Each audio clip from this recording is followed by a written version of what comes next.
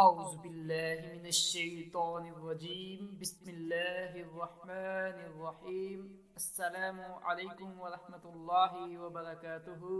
آج کا سوال ہے کہ وہ کون سی چیزیں ہیں جن کے کرنے سے وضو نہیں ٹوٹتا ہے۔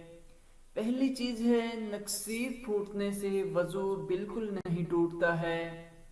قے آ جائے، کیونکہ جس روایت میں قے یا نکسیر سے وضو ٹوٹنے کا ذکر ہے وہ ضعیف ہے۔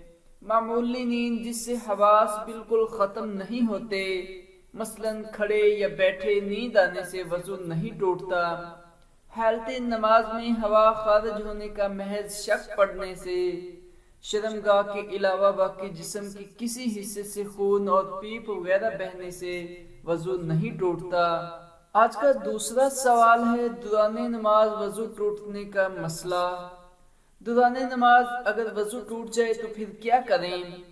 دوران نماز وضو ٹوٹ جائے تو وضو کر کے نئی سرے سے نماز پڑھنی چاہیے، کیونکہ وضو نماز کے لیے شرط ہے۔ جب شرط ختم ہوگی تو مشروط بھی باطل ہو گیا۔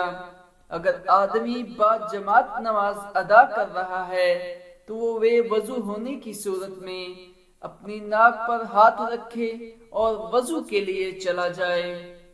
اگر آپ کو ہمارے ڈیلی کے سوالات اور جوابات فائدے مند لگتے ہیں تو دوسروں تک بھی ضرور پہنچایا کریں۔ جزاک اللہ۔